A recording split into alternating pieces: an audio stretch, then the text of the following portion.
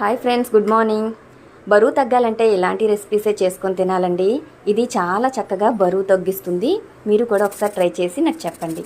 నేను పావు కప్పు ఆనపకాయ అలాగే ఒక క్యారెట్ ముక్క తీసుకొని చక్కగా తురుముకొని రెండు సమానంగా తీసుకున్నాను. అలాగే క్యాప్సికమ్ ముక్కలు కూడా చిన్న చిన్న పీసెస్గా కట్ చేసుకొని వేసుకోండి.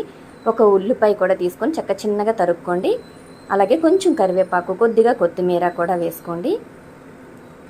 ఇందులో కొంచెం గరం మసాలా, కొంచెం కారపొడి, అలాగే తగినంత ఉప్పు వేసుకొని అందులో 2 స్పూన్ల శనగపిండి కూడా వేసుకొని బాగా కలుపుకోండి. ఇందులో అసలు వాటర్ అనేది పడదు, ఎందుకంటే మనకి ఆనపకాయ చక్కగా వాటర్ కంటెంట్ ఉన్నది కాబట్టి. అందులో 1 స్పూన్ కార్న్ఫ్లోర్ కూడా వేసుకున్నాను క్రిస్పీనెస్ కోసం. ఇలా కలిపిన తర్వాత ఒక హాఫ్ అన్ అవర్ పక్కన మూత పెట్టి ఉంచండి.